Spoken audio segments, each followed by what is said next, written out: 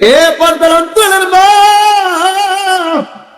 এ বৃদ্ধ বাবা, এই নওজোয়ান যুবক ভাই, দুনিয়ার জমিনে আল্লাহ তাআলা খেল তামাশা করার জন্য পাঠায় নাই, দুনিয়াতে বাড়িঘর করার জন্য পাঠায় নাই। দুনিয়া ব্যবসা বাণিজ্য করার জায়গা না, দুনিয়ার রঙ্গ তামাশার জায়গা না, দুনিয়া হলো আখিরাতের কামাই করার জায়গা।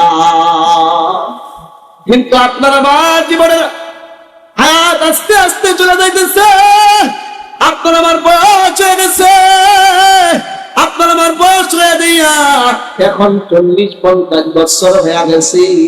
এরপরও এখন কবরের কথা মনে হয় না, এরপরও আল্লাহর কথা মনে হয় না। তেহেল সাল উমরি, তেহেল সাল উমরে আদিদত গুজাস মেজাজে ওয়াজহা লেতুনি নগাস। আল্লাহ ওয়ালা বলে, এই তোমার 40 বছর হয়ে গেছে, এখনো তোমার দুনিয়ার জমিনে ছোট্ট বয়সের খেলামেলা যায় নাই, এখনো তোমার অল্প বয়সের রং তামাশা যায় নাই।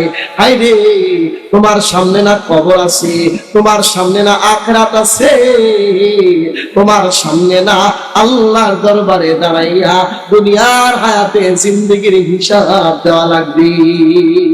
এজন্য যারা রাস্তাঘাটে দাঁড়িয়ে আছেন, মেহেরবানি করে আপনারা সবাই মাহফিলের স্ট্যান্ডে চলে আসেন। সম্মানিত ভাইয়েরা আমার, আমি আপনাদের সামনে কোরআনুল কারীমের আয়াতের একখানা অংশ পাঠ করেছি। যেহেতু সময় কম, লম্বা চূড়া আলোচনা করার সময়ও নাই, সামনে মাগরিবের নামাজ সন্নিকটে। আসলে ভাই, আমি আর আপনি একদিন দুনিয়ায় ছিলাম না, এখন আছি, আর একদিন থাকবো না। একদিন ছোট্ট ছিলাম, এখন বড় হয়েছি, আবার একদিন বার্ধক্য জনিত চলে আসবে, বয়স হয়ে যাবে, আমি বুড়া হয়ে যাব, জীবনের হায়াতের শেষ ঘন্টা বেজে যাবে, পৃথিবী ছেড়ে অন্ধকার কবর দিয়ে আখিরাতে পাড়ি জমাতে হবে। শিশুকাল কোলে কোলে কেটে গেল ভাই, যৌবন কাল ভোগ বিলাসে উড়ায়া দিলা হায়। শিশুকাল কোলে কোলে কেটে গেল ভাই, যৌবন কাল ভোগ বিলাসে উড়ায়া দিলা হায়। নিদান কাল কখন এলো, জীবনটা তো এলো এলো, নিদান কাল চলে এলো, জীবনটা তো এলো এলো, হিসাব করো না, মরার পরে কবরে হবে কি উপায়, চিন্তা করো না, মরার পরে আখিরাতে হবে কি উপায়। ও বুড়া বাবারা, নওজোয়ান যুবক ভাইরা, ও পর্দার অন্তরালের মা বোনেরা, খেয়াল কইরা দিলের কান লাগায়া আমলের নিয়তে শুনবো মা। একদিন আপনি আর আমি দুনিয়ায় ছিলাম না, এখন আছি, আর একদিন দুনিয়ার জমিনে থাকবো না। কেউ দুনিয়ার জমিনে থাকতে পারে নাই, আপনি আর আমিও দুনিয়ার জমিনে থাকতে পারবো না। কত নারাজা বাদশাহ দুনিয়ার জমিনে ছিল, আজ তাদের কবরের চিহ্ন পর্যন্ত পাওয়া যায় না। পূজা কারুন, পূজা ফেরাউন, পূজা কারুন, পূজা ফেরাউন, পূজা নমরুদ সুদাহামা, পূজা শৌকত আজ শাহী, পূজা তখতে সুলাইমান, পূজা তখতে আজ শাহী, পূজা তখতে সুলাইমান। কারণ ছিল, আজ কারণ নাই। ফেরাউন ছিল, আজ ফেরাউন নাই। নমরুদ ছিল গো, আজ নমরুদ নাই। তখতে সুলাইমান ছিল, আর তক্তে সুলাইমানও নাই। এমনি ভাবে আপনার বাবা ছিল, বাবা আজকে নাই, দাদা ছিল, দাদা আজকে নাই। কারণ দুনিয়া থাকার জায়গা না, দুনিয়ায় কেউ থাকতে পারে নাই।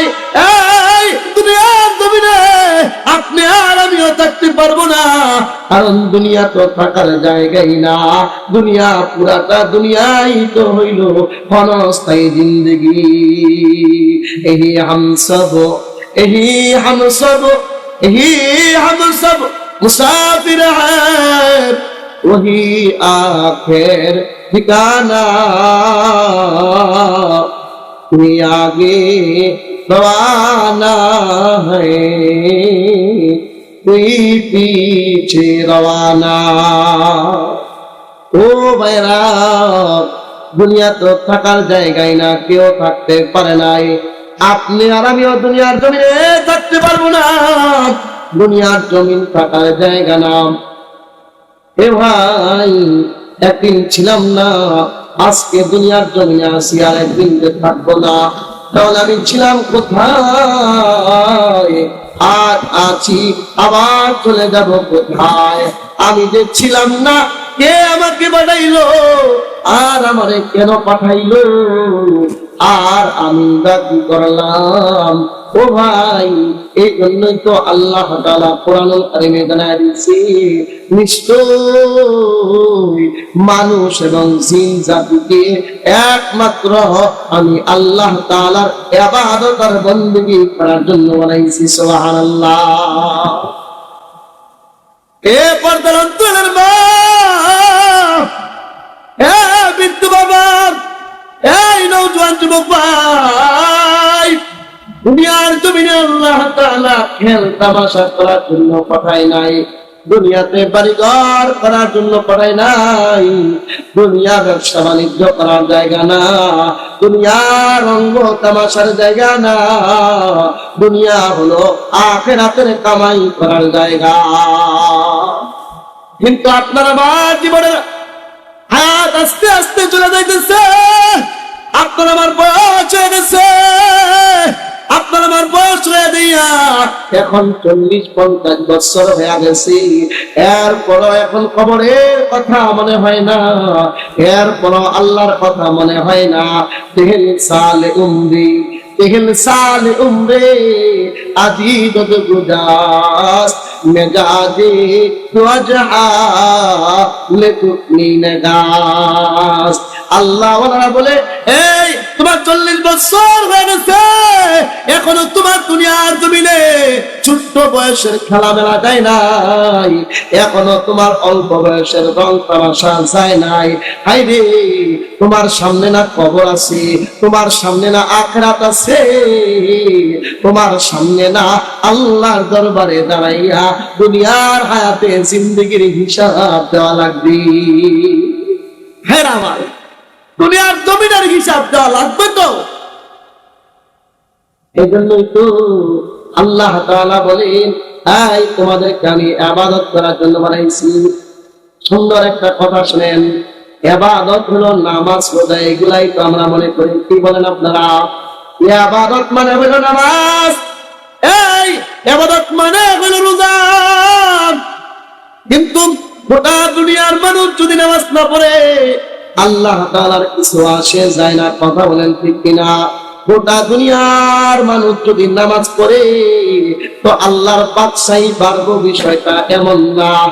আর গোটা দুনিয়ার মানুষ যদি নামাজ না পড়ে, তাইলে যে আল্লাহর বাদশাহী কমে যাইব, বিষয়টা কিন্তু এমন না। ও ভাই, গোটা দুনিয়ার মানুষ যদি রোজা রাখে, আল্লাহর বাদশাহী বাড়বো, বিষয়টা এমন না। গোটা দুনিয়ার মানুষ যদি রোজা না রাখে, তাহলে আল্লাহর বাদশাহী কমে যাইব, বিষয়টা এমনও কিন্তু না। ও দোস্ত, আল্লাহর ইবাদতের দ্বারা আল্লাহ তাআলা কি বুঝাইতে চায়? আল্লাহু আকবার। তাফসীরের কিতাবে বুজুর্গরা লেখে এই ইবাদতের দ্বারা আল্লাহ বুঝায় আইলি আরিফুন, এই বান্দা তুই আমার চিন, আমার পরিচয় জান, আমি আল্লাহর সাথে তোর সম্পর্ক কর। ও ভাই, আপনি আর আমি এখন আমার আপনার মালিক চিনি না, আপনার আমার মালিকের খবর নাই।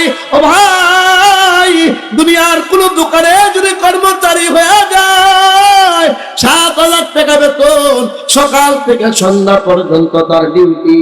ও ভাই, ওই 7-8 হাজার টাকার মালিকের কথা মানুষ মানে, ওই মালিকের হুকুম সে মানে, মালিকের কাজে অবহেলা করে না, কারণ সে মালিকের পরিচয় পাইছে। মাস শেষে তার মালিক তারে টাকা দেয়।